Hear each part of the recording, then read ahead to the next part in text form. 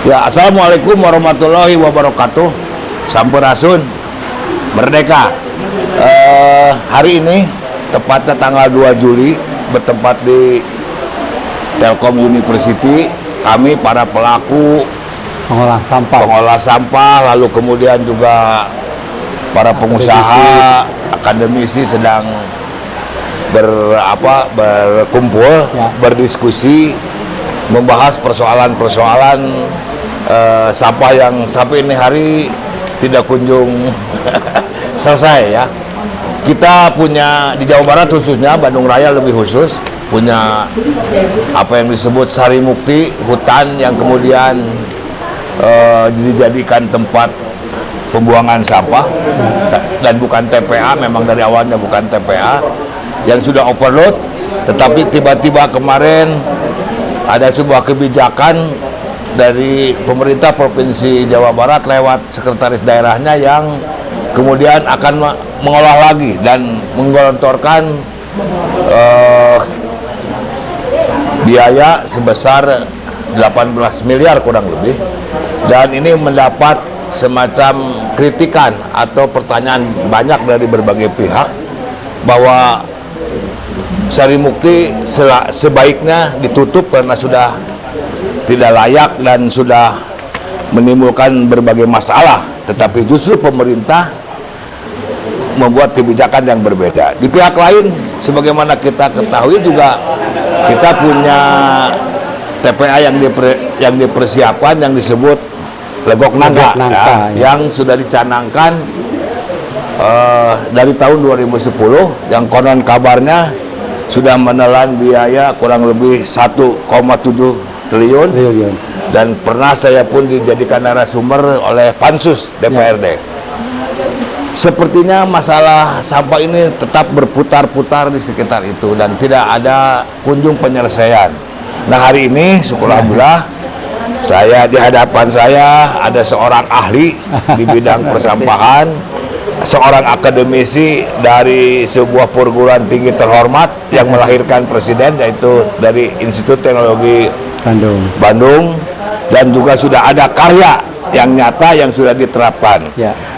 Bapak Profesor Ahmad Zainal Abidin, MSc PhD, artinya secara akademis sudah sempurna dan tidak ada keraguan. Terima kasih. Nah, amin. Pak Profesor, ini kita to the point saja. Apa kira-kira dari sisi pikiran Profesor tentang solusi yang harus dilakukan dan punya konsep apa untuk mengatasi minimal di Bandung Raya, ya, minimal di Bandung Raya atau mungkin di Jawa Barat lah secara keseluruhan. Silakan, Prof. Kalau ini kondisinya darurat, ya, kami kebetulan punya teknologi yang sudah proven dan bisa untuk menangani yang darurat, dan itu bisa diterapkan di skala kecil, baik di kelurahan-kelurahan melalui koperasi atau apa, juga di kecamatan atau level kabupaten kota, dan juga level TPA sendiri. Jadi teknologi ini memang teknologi merah putih ya, dikembangkan merah putih. Secara investasi akan lebih murah, secara produk akan lebih berharga, karena sifatnya itu WTA, Waste to Agriculture, dan WTAE, Waste to Agriculture and Energy. Dan kebetulan agriculture tentu kaitannya dengan ketahanan pangan yang memang bagus, energi juga berkaitan dengan ketahanan energi. Jadi sangat sinergis dengan program-program pemerintah pusat maupun juga daerah ya. Nah, saya dan teman-teman di sini berkumpul untuk inginlah berkontribusi turut menyelesaikan permasalahan itu, sehingga yang disampaikan oleh Pak Eka tadi soal Sari Mukti yang sudah overload agar tidak digunakan lagi, dan mungkin yang Legok Nangka yang sudah siap itu tapi bisa belum tentu kapan juga. belum tentu kapan juga bisa dioperasikan kan gitu. Maka para asosiasi pengolah sampah di Bandung dan Jawa Barat ini sengaja berkumpul hari ini di Telkom University.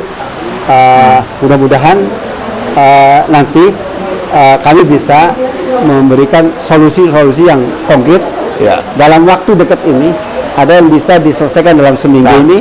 Konkretnya apa yang ditawarkan kepada kami dan kepada masyarakat maupun kepada pemerintah? Sekarang misalnya mengenalkan TPS supaya bisa menjadi TPS Zero Waste.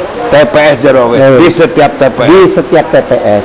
Dan itu memungkinkan, dan teknologi itu bisa dipasang dalam ukuran bulan.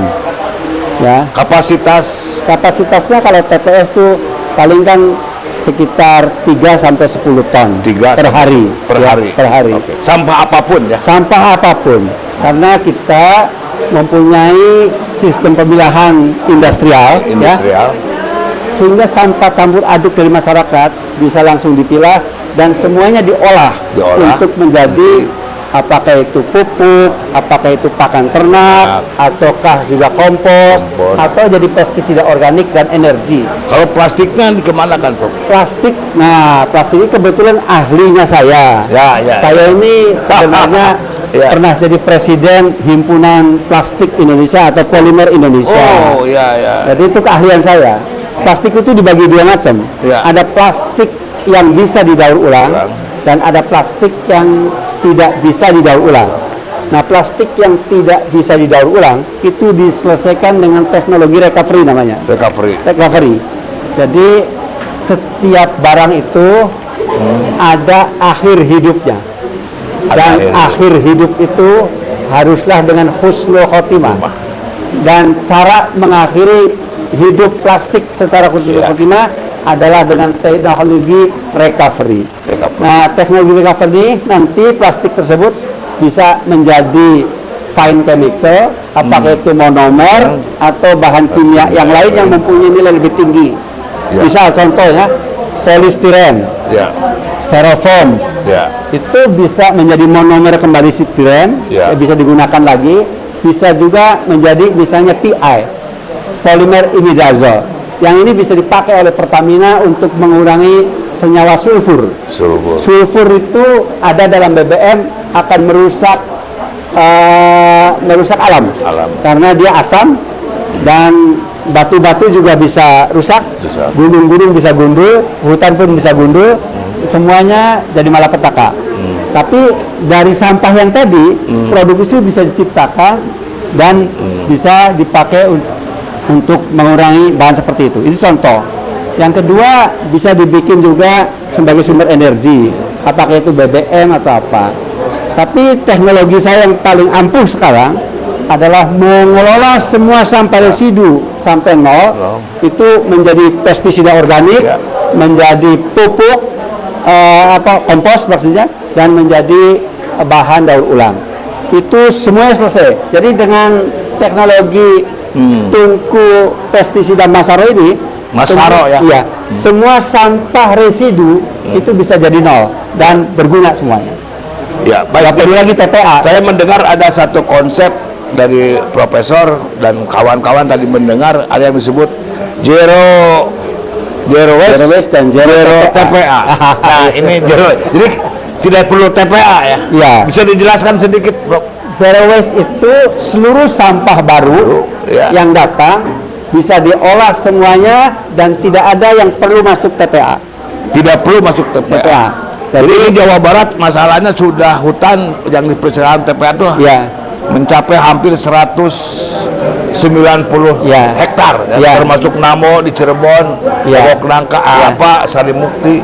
Ini mau gimana lagi gitu? Jadi kalau TPS itu dijadikan sebagai akhir dari perjalanan sampah baru, di situ diolah semuanya menjadi nol dan itu ramah lingkungan, menjadi produk semuanya, tidak ada yang ke TPA, maka selesai. Urusan TPA. Yang kedua, ini TPA yang sudah menggunung, seperti Sarimukti. Saya dengar ceritanya sebenarnya itu bukan TPA dulu, hutan yang dipakai untuk membuang sandera lah. Ya, kira-kira gitu.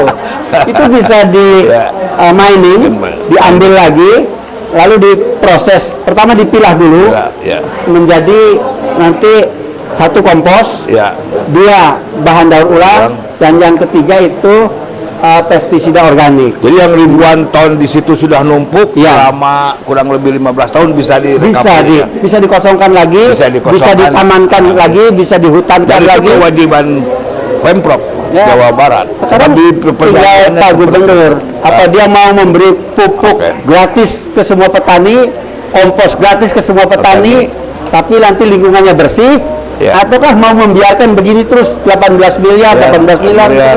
Ya, itu tinggal gubernurnya bagaimana. Ya, artinya sangat tergantung dari politik will ya. Benar ya. Baik, saya kira Prof intinya bahwa profesor secara akademis maupun sebagai pelaku inovasi menawarkan sebuah gagasan yang disebut zero waste dan zero TPA.